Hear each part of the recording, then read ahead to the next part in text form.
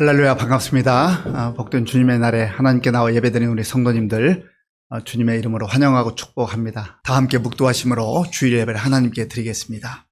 여호와는 은혜로우시며 긍휼이 많으시며 노하기를 더디하시며 인자하심이 크시도다. 여호와께서는 모든 것을 선대하시며 그 지으신 모든 것에 긍휼을 베푸시는도다. 아멘. 은혜의 아버지 하나님 감사합니다.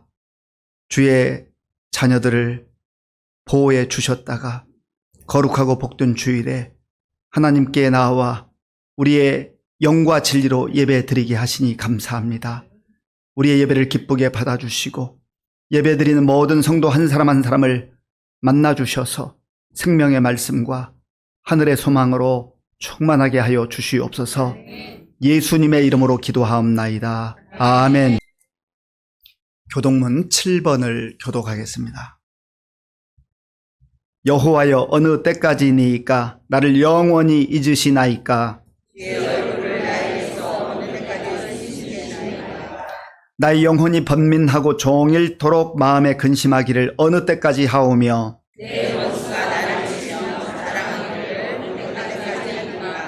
여호와 내 하나님이여, 나를 생각하사 응답하시고 나의 눈을 밝히소서.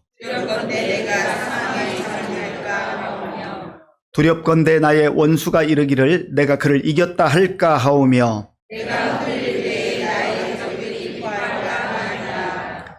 나는 오직 주의 사랑을 의지하였사오니 내가 여호와를 찬송하리니 이는 주께서 내게 은덕을 베푸심이로다. 아멘. 이 시간 지난 한 주간을 돌아보며 우리의 죄를 하나님께 참회하는 기도를 드리겠습니다. 사랑과 은혜가 풍성하신 하나님 아버지, 무더운 여름, 재난과 같은 날씨 속에서도 변함없이 우리를 지켜주시고 거룩한 주일 주님의 전에 모여 예배드리게 하심을 감사합니다. 예배드리는 이 시간 신령과 진정으로 드려지는 산 제사가 되게 하시고 주님 홀로 영광 받으시옵소서. 자비로우신 아버지, 지난 한 주간도 우리의 연약함으로 주님의 뜻대로 살지 못하고 완악함과 교만함, 이기적인 마음과 불평, 불만으로 자신의 욕심과 판단에 따라 말하고 행동했음을 고백합니다. 은밀한 죄, 무심코 행한 죄, 알면서도 저지른 죄들을 이 시간 주님 앞에 내어놓고 회개하오니 주님 용서하여 주옵소서. 주의 보혈로 우리의 모든 죄악을 깨끗하게 씻어주시고 세상의 가치관에 물들지 않고 오직 주님의 말씀만을 따라 살아가는 경건하고 거룩한 신앙인으로 거듭나게 하여 주옵소서. 은혜의 주님, 세상이 아무리 혼탁하고 흔들릴지라도 말씀과 기도의 자리를 놓지 않는 신실한 주의 자녀 되기를 원합니다. 주님의 말씀을 통해 삶의 지혜와 영적 분별력을 갖게 하시고 기도를 통해 주님과의 깊은 교제를 누리며 영적으로 더욱 성장할 수 있도록 인도하여 주시옵소서. 어떠한 시련과 유혹 속에서도 흔들리지 않는 굳건한 믿음으로 승리하는 삶을 살게 하여 주옵소서. 교회를 위해 기도합니다. 우리 교회가 시대적 사명을 감당하는 교회가 되게 하시고 청년들의 아픔을 공감하는 교회가 되게 하옵소서. 어른들의 노고를 인정하며 섬기는 교회가 되게 하여 주시옵소서. 청년부터 노년에 이르기까지 모두가 함께 웃고 위로하는 행복한 교회가 되게 하여 주시옵소서. 예수 안에서 참된 회복을 선포하며 주님의 위로와 복음을 널리 전파하는 교회가 되게 하여 주시옵소서. 특별히 주님, 최근 우리나라 곳곳에서 계속된 폭우와 홍수로 인해 가족과 삶의 터전을 잃고 고통받고 있는 이웃들을 불쌍히 여겨 주시옵소서. 갑작스러운 재난 앞에 낙심하고 절망에 빠진 이들에게 하나님의 위로와 회복의 손길을 허락하시고 필요한 도움과 자원이 신속히 공급되게 하여 주옵소서. 이 땅에 긍휼히 여기사 자연의 피해가 더 이상 확산되지 않게 하시고 교회와 성도들이 이웃을 돕는 일에 앞장서며 사랑을 실천하게 하옵소서. 주님, 곧 다가올 여름 성경학교와 수련회를 위해 기도합니다. 준비하는 교사들과 교육자들에게 지혜와 힘을 더하여 주시고 모든 프로그램 가운데 함께 하셔서 회심의 역사가 일어나게 하여 주시옵소서. 우리 자녀들이 주님 앞에 기도하고 찬양하며 나아갈 때 친히 임재하여 주시어 인격적으로 주님을 만나고 주님 안에서 비전을 발견하게 하여 주시옵소서. 그들을 품 안에 품어주시고 모든 아픔과 상처가 치유되며 하나님께 인생을 맡겨드리는 복된 시간이 되게 하여 주시옵소서. 안전과 날씨를 지켜주셔서 아프거나 다치는 일 없이 무사히 마무리될 수 있도록 인도하여 주시옵소서. 주님, 특별히 8월 4일 캄보디아로 단기 선교를 나가는 청년, 청소년, 교사들을 위해 기도합니다.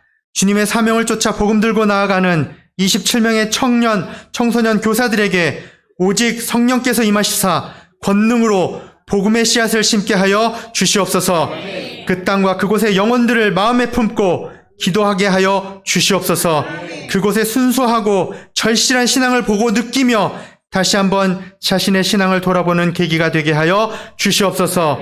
이 단기 선교의 경험이 가슴 속에 남아 우리 청년, 청소년들의 평생을 주의 사명을 마음에 품고 주님과 동행하는 계기가 되도록 주님 역사하여 주시옵소서. 준비하는 모든 과정이 순조롭게 하시고 성령께서 함께 하시사 그곳에서의 사역을 마치고 돌아오는 그 시간까지 아무 사고 없이 안전하게 지켜주시길 간절히 소원합니다. 이 모든 여름 행사를 통하여 우리의 다음 세대가 교회의 기둥으로 바로 세워지게 하시고 가장 뜨거운 이 여름, 가장 뜨거운 성령의 역사가 우리 자녀들에게 임하는 복된 시간이 되게 하여 주시옵소서.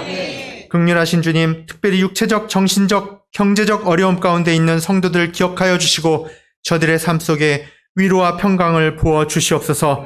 응답을 기다리는 간절한 기도 제목들 위해 주님의 선하신 뜻을 따라 주님의 때에 응답하셔서 놀라운 간증의 역사들이 곳곳에서 일어나게 하옵소서.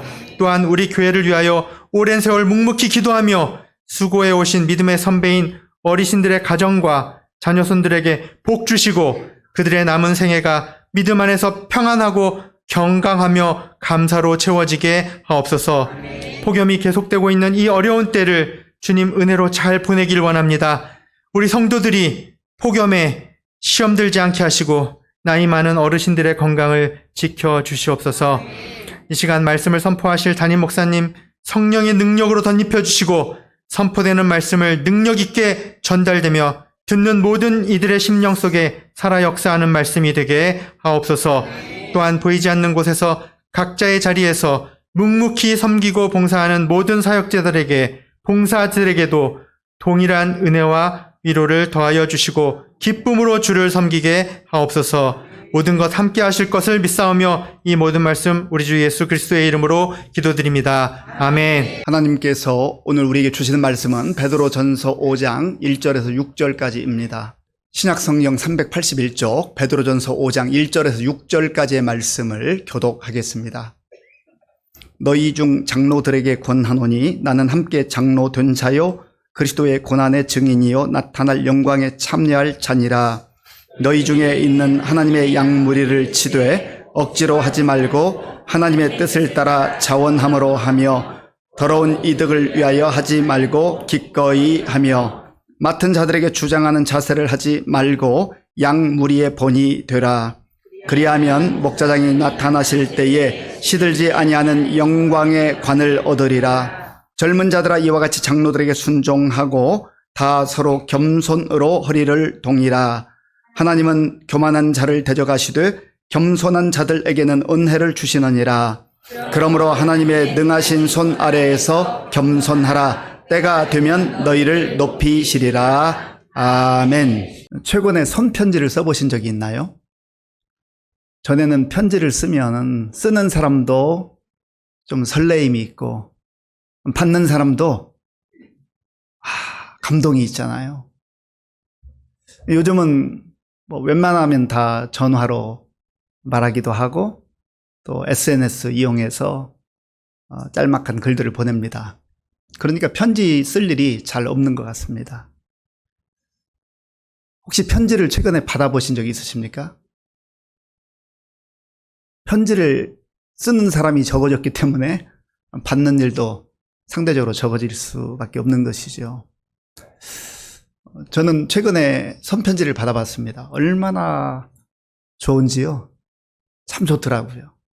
물론 내용이 좋으니까 좋았겠지만 손편지를 받는 맛이 있더라고요. 그래서 이번 주간에 우리 성도님들이 누가 나에게 편지를 줄까라고 하는 기대감도 가져보지만 한번 편지를 써보시면 좋을 것 같아요. 손편지를. 뭐 길게 안 써도 괜찮아요. 필체가 아름답지 않아도 괜찮습니다. 아름다운 마음을 가지고 그저 진솔하게 표현하면 아마 받는 사람이 감동을 받을 것 같아요. 그래서 멀리 우표 붙여가지고 보내려고 하지 마시고 우선 가까이 있는 아내에게 짧은 글을 한번 써보시고, 저도 또 이렇게 설교 시간 했으니까 어쩔 수 없이 써야 되겠네요. 말만 하고 제가 또 안 쓰면 안 되잖아요. 예. 또 남편에게도 써보시고, 또 부모님에게 써보시고, 자녀에게도 써보시고, 며느리에게도 써보시고, 사위에게도 써보시고, 또 구역 식구들에게도 써보시고. 이 편지에는 매력이 있습니다. 진심을 담아 쓰면요, 감동받아요. 전에 어머니들 도시락을 싸던 시절에 정신없이 아침에 일어나가지고 가는 그 자녀들이 그 어머니의 수고를 알겠습니까마는 조금 철들어서 고마우니까 그 빈 도시락에 작은 쪽지 하나 써놓았는데 그거 대단한 것도 아닌데 그 자녀가 써준 그 한마디에 울컥해서 너무 고맙고 감사하고 대견하고, 그리고 그동안 수고했던 그 수고가 다 눈독 사라지고 그런 것 아니겠습니까? 손편지에는 그런 매력이 있어요. 우리가 성경을 읽다 보면 끝에 서자가 붙은 게 있습니다. 로마서, 고린도 전후서, 갈라디아서, 에베소서, 빌립보서, 오늘 우리가 함께 읽은 베드로 전서, 이런 서자는 편지를 말합니다. 편지. 글서자인데 편지를 말해요. 성령의 감동을 입은 사람들이 개인에게 보낸 편지들, 예를 든다면 바울 같은 경우 영적 아들이었던 디모데에게, 혹은 동역자였던 빌레몬에게 쓴 편지가 있지요. 그리고 또 대부분은 교회 공동체 성도들에게 써보낸 편지입니다. 이 편지 중에서 특별한 편지예요. 베드로 전서니까 베드로가 쓴 편지겠죠. 그러면 이 편지를 받는 사람은 누구였을까? 1장에 보면 본도라는 지역, 또 갈라디아라는 지역, 갑바도기아, 혹은 소아시아, 비두니아, 이런 지역에 있었던 흩어진 나그네들이었습니다. 이 지역은 오늘날로 말하면 튀르키예라고 하죠. 전에는 터키라고 했는데 튀르키예 지역에 흩어져 살던 사람들을 말합니다. 그런데 이들이 왜 그쪽에 흩어져 있었을까? 예수 믿는 그 믿음 때문에 많은 고난을 당했어요. 박해를 받았습니다. 예수 믿는다는 이유 때문에 조롱당하는 것을 넘어서서 돌에 맞기도 하고 또 생명의 위협을 당하기도 했어요. 실제 죽은 사람들도 많습니다. 그러한 가운데 살아가는 사람들, 내가 하나님 믿는데, 하나님의 자녀로 살아가는데 내 앞을 가로막고 있던 장애물도 좀 싹 사라지고 그러면 얼마나 좋겠어요. 그런데 예수 믿어도, 하나님 말씀대로 순종해도, 진실되게 살아도 많은 어려움이 있었단 말이죠.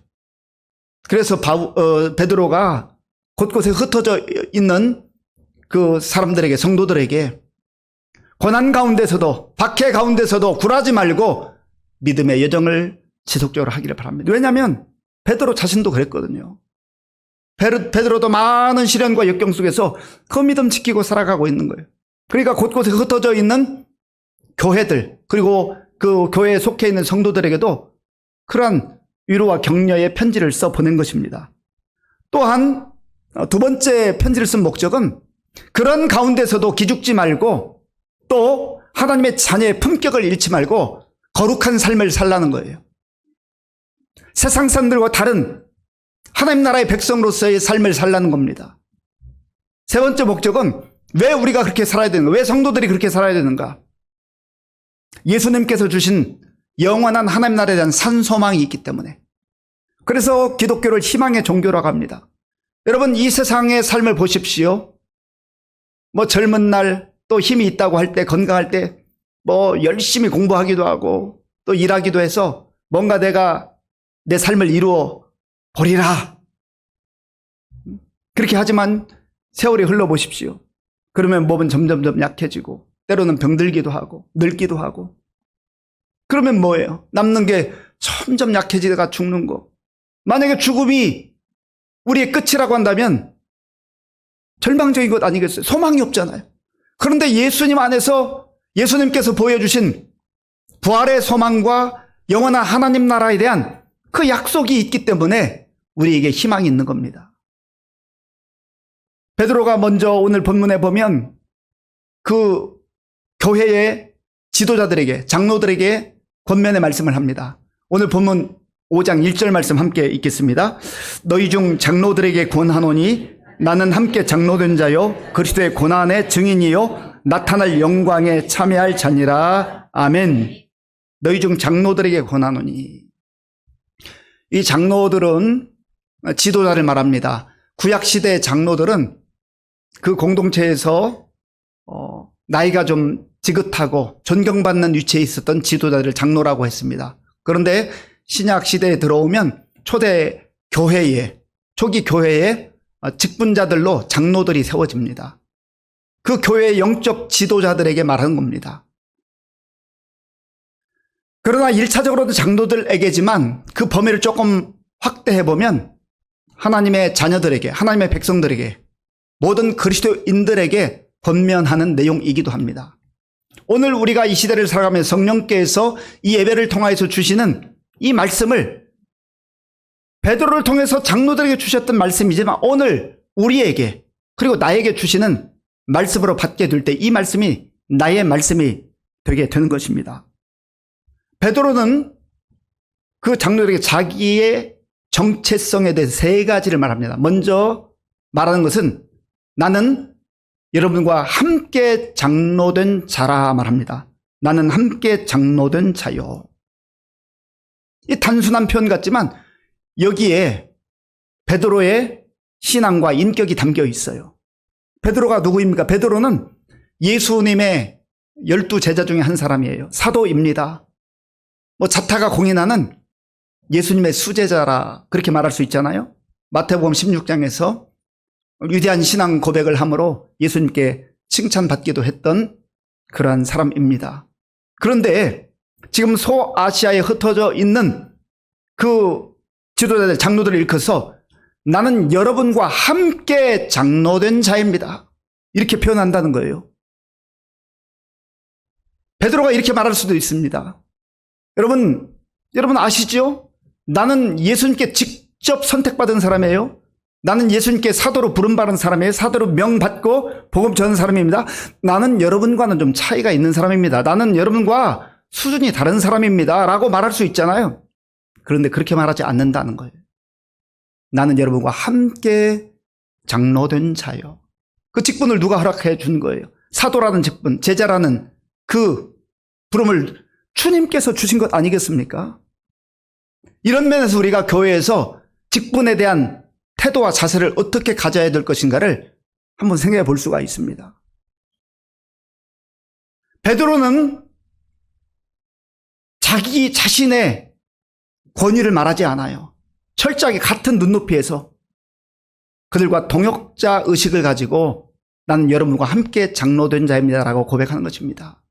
그런다 해서 베드로의 권위가 떨어지는 게 아니잖아요. 오히려 더 존경받고 인정받는 그러한 삶을 살 수 있지 않겠습니까?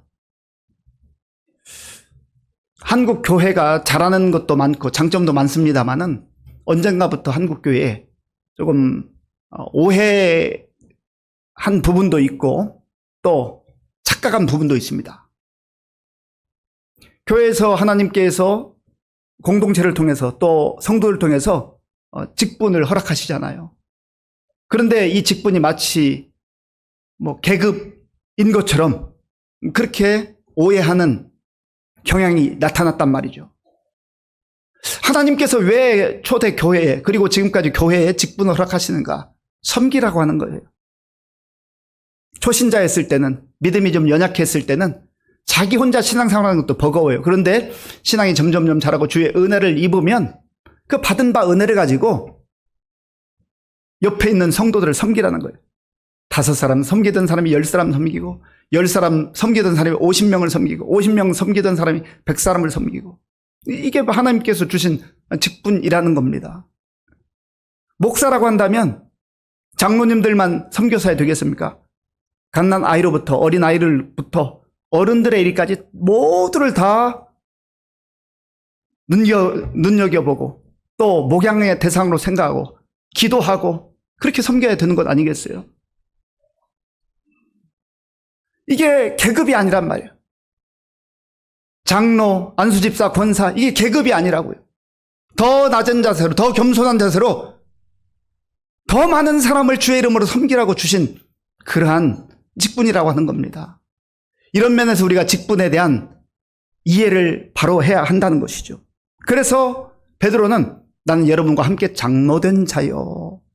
그걸 과시하거나 자기 자랑하지 않는다는 겁니다. 두 번째로는 나는 그리스도의 고난의 증인입니다라고 말합니다. 그리스도의 고난의 증인이다. 고난을 좋아할 사람은 없습니다. 그런데 그리스도 때문에 받는 고난, 그리스도를 위하여 받는 고난, 복음 때문에 받는 고난은 부끄러워하지 않았다라는 거예요.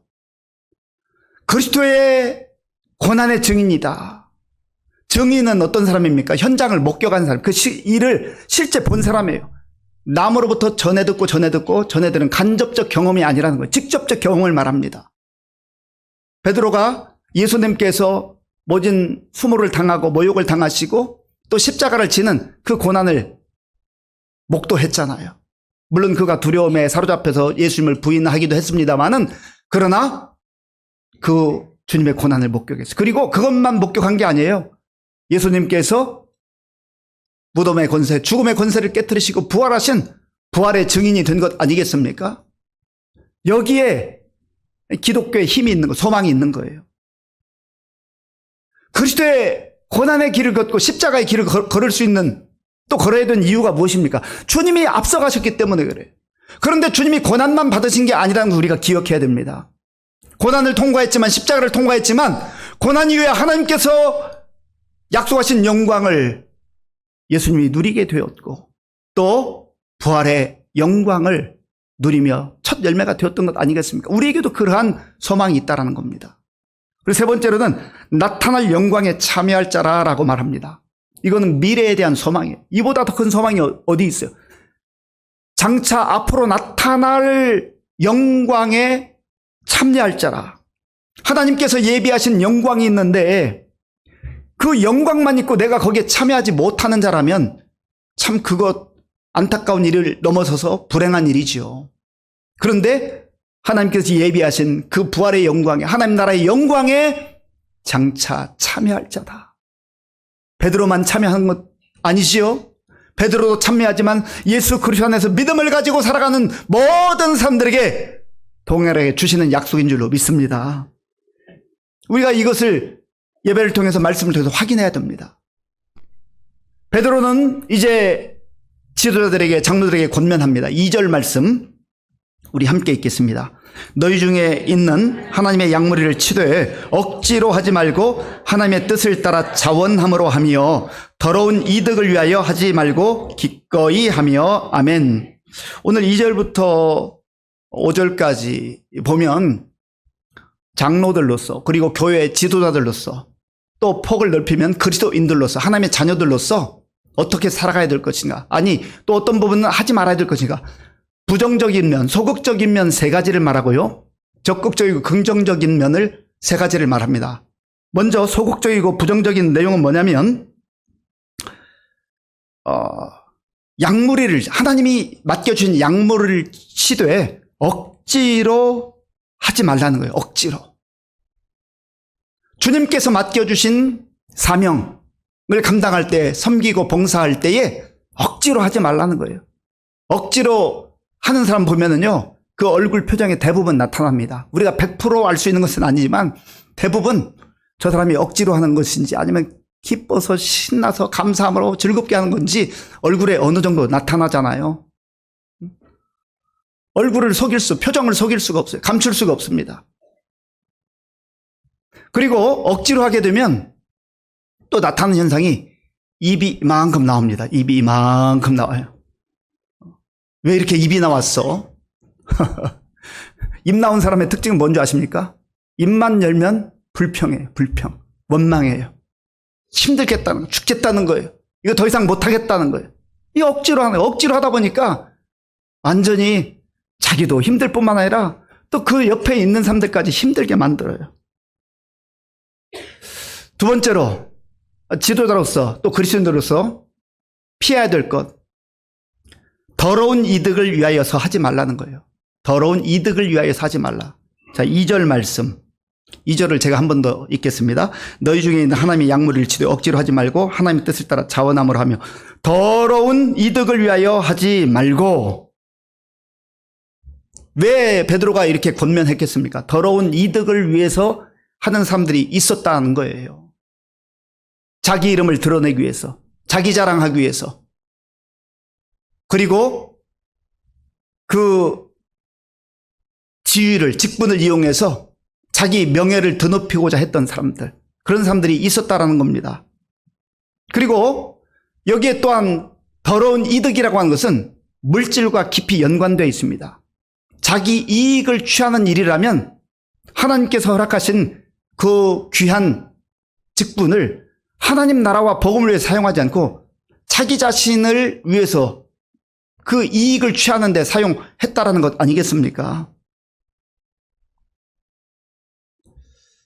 아까 직분에 대해 잠깐 말씀드렸습니다만은 우리 교회는 그렇지 않습니다만은 간혹 어떤 교회는 항존직 선거를 한다고 하면은 공고를 하면 내가 해야 된다고 나를 뽑아달라고 그렇게 나서는 분들이 있다고 그래요. 정말 좋은 마음일 수도 있겠지만 사실 하나님의 일꾼은 자기가 나서는 사람이 아니에요. 하나님께서 부르시는 거죠. 교회 공동체를 통해 부르시고 성도들 통해서 불러주시는 겁니다. 그런데 왜 자꾸 나서려고 하는 거예요? 왜 내가 해야 되겠다는 거예요? 내 이름 좀 높여보겠다는 거예요. 내 명예를 좀 얻겠다는 거예요.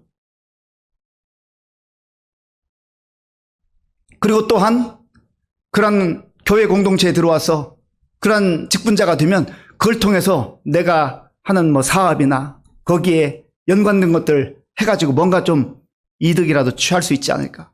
그 하나님 모르시겠습니까? 사람은 모를 수 있지만 하나님 다 아신단 말이에요. 그래서 베드로 사도를 통해 더러운 이득을 취하지 말라. 그거 지도자로서의 바른 자세가 아니다. 이거는 지도자뿐만이 아니에요. 모든 그리스도인들에게, 하나님의 자녀들에게 다 적용되는 것 아니겠어요? 중요한 것은 이것을 우리가 교회 공동체 안에서만 적용하면 안 된다는 거죠. 우리의 교회뿐만 아니라 교회에서 정말 이러한 태도를 버리는 것은 당연하거니와 우리가 몸담고 살아가는 사회 공동체 속에서, 좀 더 구체적으로 직장에서, 일터에서 더러운 이득을 취하기 위해서 수단 방법을 가리지 않는 것, 그거는 그리스도인의 삶이 아니라는 것이죠. 하나님 기뻐하는 모습이 아니라는 거예요. 하나님 앞에서 우리가 예배를 통해서 말씀을 통해서 하나님이 원하시는 삶이 무엇인가를 분명히 알고 가정에 돌아가서 그리고 직장에서, 일터에서, 사회 공동체에서 그리스도인다운 삶을 살아갈 때에 하나님이 영광을 받으신다라는 거예요. 이 사실을 누구보다 잘 알았던 사도 바울은 고린도전서 10장 31절에서 이렇게 말합니다. 그런즉 너희가 먹든지 마시든지 무엇을 하든지 다 하나님의 영광을 위하여 하라.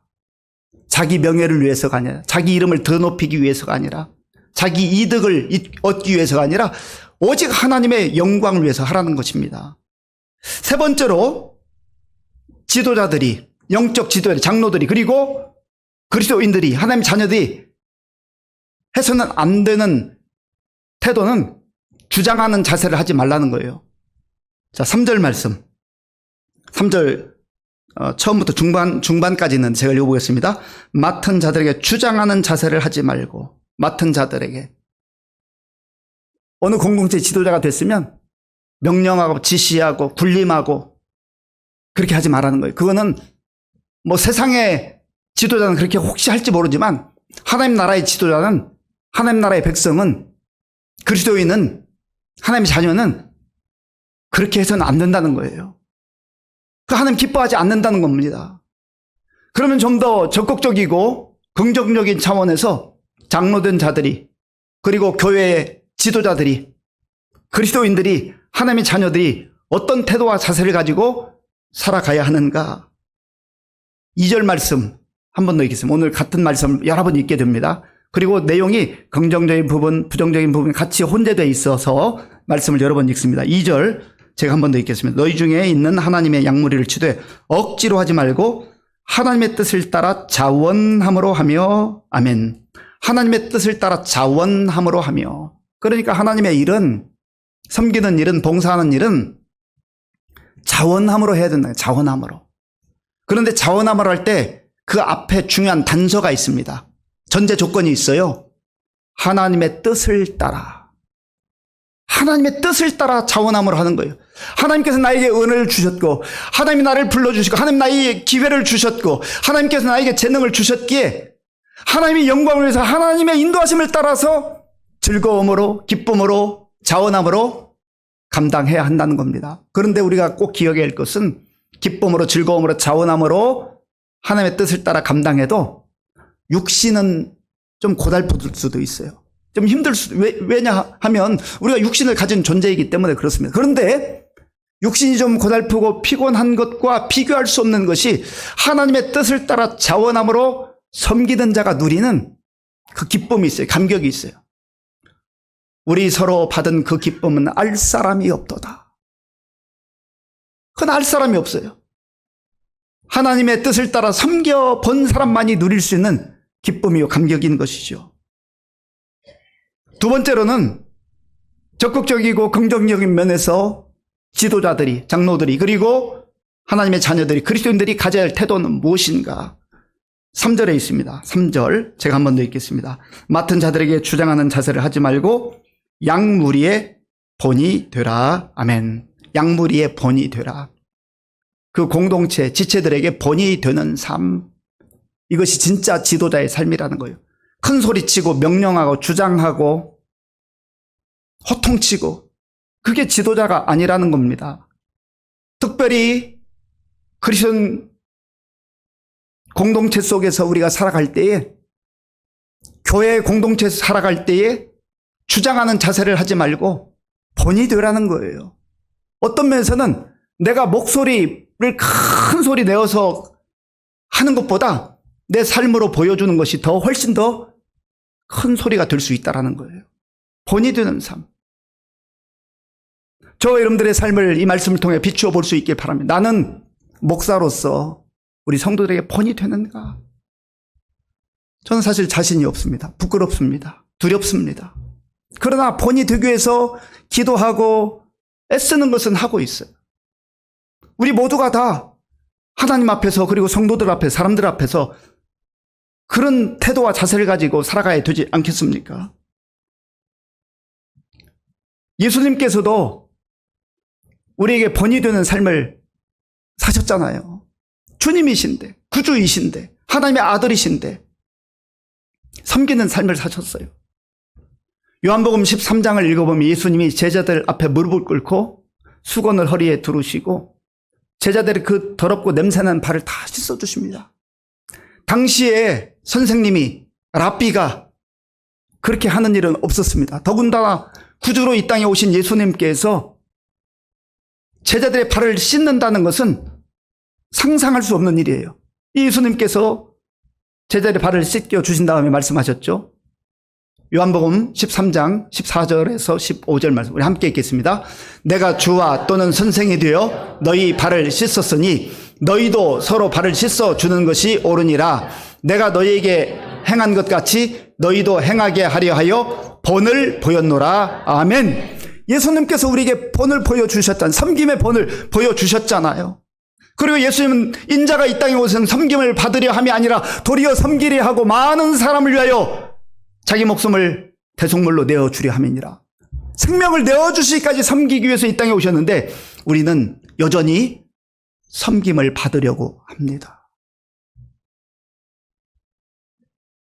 세 번째로 하나님께서는 베드로 사도를 통하여서 지도자들에게, 장로들에게, 그리스도인들에게 말씀합니다. 다 겸손으로 허리를 동이라. 5절 말씀 제가 한 번 더 읽겠습니다. 젊은 자들아 이와 같이 장로들에게 순종하라. 다 서로 겸손으로 허리를 동이라. 하나님은 교만한 자를 대적하시되 겸손한 자들에게는 은혜를 주시느니라. 아멘.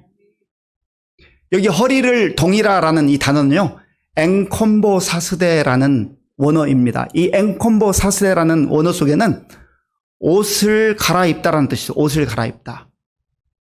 어떤 옷으로 갈아입냐면 종이 주인을 섬기는 그 옷으로 갈아입는 거예요. 예를 든다면 주방에 들어가서 일할 때 앞치마를 입잖아요. 앞치마를 입고 일하는 거예요. 섬기는 거예요. 가족들을 섬기는 거예요. 바로 겸손한 태도와 자세로 겸손한 예수님을 본받아서 옷을 입고, 일할 옷을 입고, 섬길 옷을 입고 그렇게 맡은 사명 감당해야 한다는 거죠. 그런데 하나님께서 베드로를 통해서 주시는 말씀이, 하나님은 교만한 자를 대적하시되 겸손한 자들에게 은혜를 주신다 하셨어요. 왜 우리가 이렇게 살아야 됩니까? 왜 우리가 섬기며 살아야 되죠? 왜 우리가 큰 소리 칠 수 있지만 큰 소리 치지 않고 오히려 더 많은 사람들을 품고 섬기며 사는 것이죠? 겸손으로 허리를 동이고 섬길 때에 하나님께서 은혜를 주셔요. 우리는 은혜로 사는 사람들이잖아요. 은혜로 사는 사람들은 바로 겸손으로 허리를 동이고 섬기는 거예요. 또한 왜 우리가 그렇게 겸손해질 수 있는 거죠? 왜 낮아질 수 있는 거죠? 왜 무릎을 꿇을 수 있는 것이죠? 우리가 비굴해서가 아니에요. 실력이 없어서가 아니에요. 때가 되면 너희를 높이시리라. 하나님께서는 섬기는 자를 눈여겨보시는 거예요. 하나님께서는 섬기는 자가 큰 자라고 말씀하시는 거예요. 그래서 주님의 약속의 말씀을 믿고 섬기는 겁니다. 또 예수님께서 섬겨주셨던 것처럼 우리도 섬기며 사는 거예요. 더 분명한 이유가 있습니다. 그 내용이 오늘 결론의 말씀인데 4절에 있습니다. 우리 4절 말씀을 함께 읽겠습니다. 그리하면 목자장이 나타나실 때에 시들지 아니하는 영광의 관을 얻으리라. 아멘. 그리하면 목자장이 나타나실 때에, 이제 만왕의 왕이시고 공평한 왕이신 예수님께서 나타나실 때 말씀에 순종하고 또 섬기며 살고 허리로 겸손으로 허리를 동이고 그렇게 살았던 그 사람들에게, 주의 백성들에게 시들지 않는 영광의 관을 씌워 주실 것이다. 이 영광의 관은요, 이 고대 시대에 그 마라톤 경기가 있었잖아요. 우승한 사람에게 월계관을 씌워줍니다. 근데 이 월계수 나무 잎으로 이렇게 만든 월계관은요, 며칠 지나면 시들기 시작해요. 초라해집니다. 그런데 하나님께서 하나님 나라의 가치를 붙들고 주님의 본을 본받아서 섬기는 자들에게 주신 약속은 영원토록 시들지 않는 영광의 관을 그날에 너희에게 줄 것이다. 그날에 대한 약속이 있어요. 그날에 대한 소망이 있어요. 그날에 대한 약속과 소망이 있기 때문에 세상 사람들이 알지 못하는 하나님 나라의 가치와 하나님 나라의 방식을 가지고 그리스도를 본받아 살아가는 겁니다.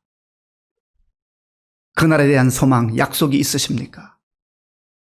이 말씀을 오늘 우리의 마음에 품고 세상 사람들과 똑같이 살지 말고, 아니 세상 사람들보다 더한 모습으로 살지 말고 주님 앞에서 뿐만 아니라 사람들 앞에서 주님이 원하시는 자원함으로 하나님의 뜻을 따라 섬기고 겸손한 마음으로 섬기시고 예수님께서 우리의 번이 되셨던 것처럼 우리도 우리의 삶의 공동체 그 속에서 섬기는 삶을 살아갈 수 있기를 바랍니다.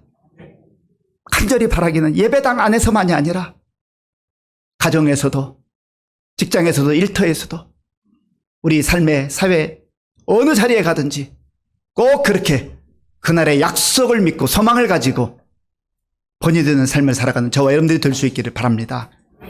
아버지 하나님 감사합니다. 오늘 우리에게 주신 말씀 마음에 깊이 간직하게 하시고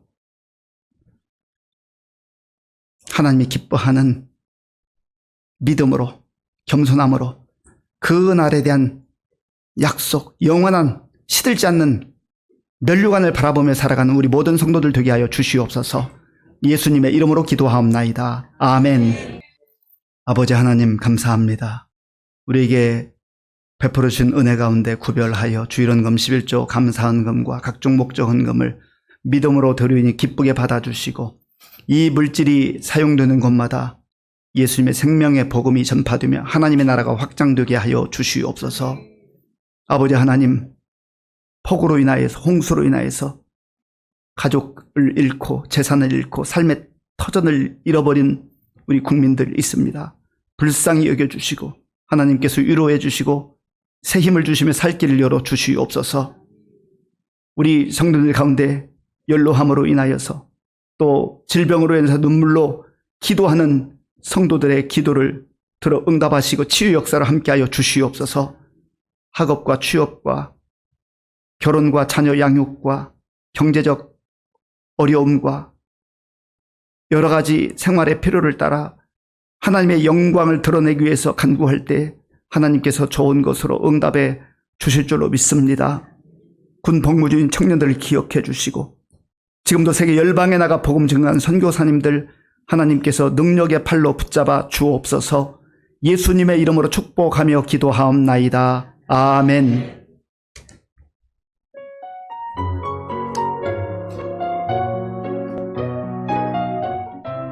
7월 셋째 주일 교회 소식 전해드리겠습니다. 올해 우리 교회 표어는 함께 위로하고 함께 위로받는 성령 공동체입니다. 정기 당회가 다음 주일 오후 3시에 당회실에 서 있습니다. 모임 소식입니다. 제2 안나회와 제1 남성교회 원래회가 오늘 오후 1시에 있습니다. 제2 남성교회와 여전도회 연합회 권사회 원래회는 다음 주일입니다. 구역 방학이 7월 21일 월요일부터 8월 31일까지입니다. 이번 주 금요 심야기도회 특송은 제3 여전도회입니다. 캄보디아 단기선교팀 7차 교육이 토요일 오후 7시 교육관에 서 있습니다. 대신방 일정으로 7월 26일 토요일은 201 구역입니다. 아동부 여름성경학교가 이번 주 목요일부터 토요일까지 양주 꽃동산 성령체험 캠프장에 서 있습니다. 청소년부 여름수련회는 이번 주 금요일, 유치부는 이번 주 토요일부터 주일까지 교회에 서 있습니다. 청년부 수련회는 8월 14일부터 16일까지입니다. 성경통독 현재 71독입니다. 7월 24일 목요일부터 10월 1일까지 예언서 통독합니다. 교우동정입니다. 최진흥, 현순희 성도 등록 신청하셨습니다. 기타 소식입니다. 복음으로 생명을 살리는 성령 공동체인 의정부 시민교회 교회 소식이었습니다. 예, 오늘 또 예배에 참여한 우리 성도들 가운데 우리 그 손언니 권사님 옆에 누구신가요? 우리 네네. 하나님께서 우리 교회에 또 귀한 분들을 이렇게 보내주셨어요. 우리 박안나 권사님 전도하신 우리 최진흥 성도님, 그 다음에 우리 이경애 집사님이 전도하신 현순이 성도님, 지난주에 예배를 드리고 우리가 축하를 못했고요. 또 어제 우리 백행례 집사님이 구역 예배 드리러 오셨는데 그냥 얼굴 표정이 다르더라고요.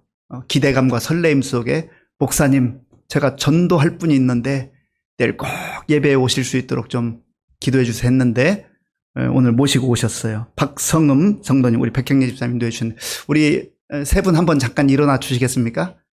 예, 우리 환영하는 환영송 하겠습니다.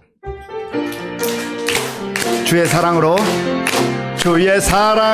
환영합니다. 주의 사랑으로 환영함. 형제 안에서 형제 안에서 주의 영광을 보내 주의 사랑으로 환영합니다. 주의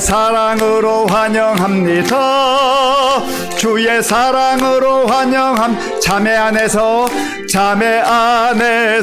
주의 영광을 보내 주의 사랑으로 환영합니다.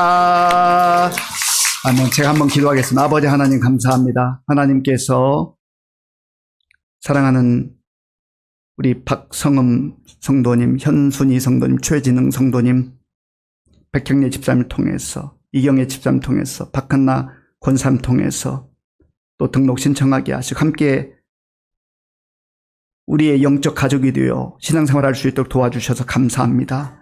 하나님 저들의 발걸음이 복된 발걸음 되게 하시고 일평생 동안 주님 바라보며 의지하며 그날에 대한 약속과 소망을 가지고 승리의 삶을 살아갈 수 있도록 도와주시옵소서. 예수님의 이름으로 축복하며 기도하옵나이다. 아멘. 예, 우리 세 분 한 번 더 힘차게 환영의 박수 하겠습니다. 네.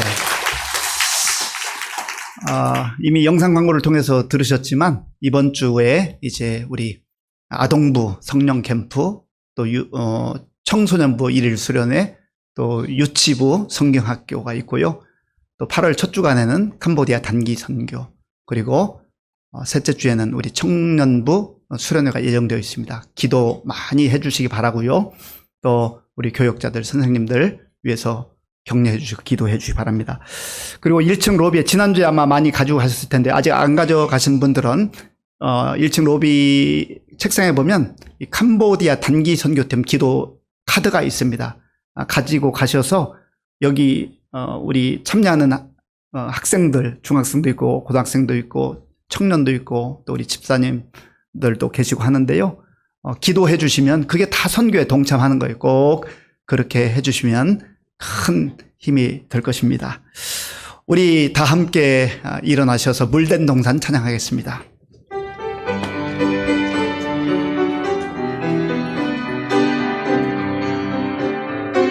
주님 너를 항상 인도하시리. 주님 너를 항상 인도하시리. 메마른 땅에서도 너를 만족시키리. 너는 물된 동산 같겠고 마르지 않는 샘 같으리. 너는 물된 동산 같겠고 마르지 않는 샘 같으리. 주님 너를 항상 인도하시리. 주님 너를 항상 인도하시리. 메마른 땅에서도 너를 만족시키리. 너는 물된 동산 같겠고 마르지 않는 샘 같으리. 너는 물된 동산 같겠고 마르지 않는 샘 같으리. 지금은 우리 주 예수 그리스도의 은혜와 우리 아버지 하나님의 크신 사랑과 성령님의 교통하심과 역사하심과 인도하심이 어려움 가운데서도 굴하지 않고 그날에 대한 시들지 않는 영광의 면류관을 주시겠다고 하신 주님의 약속을 마음에 품고 소망 가운데 믿음으로 담대하게 살기로 결단한 모든 성도들 머리 위에와 그들의 가정과 자녀들과 일터 위에와 주님의 몸된 교회 위에와 저 북녘에 있는 동포들과 우리나라 민족 가운데 지금도 세계 열방에 나가 복음 증거하는 선교사님들 위해 이제로부터 영원토록 함께 하옵시기를 간절히 축원하옵나이다. 아멘.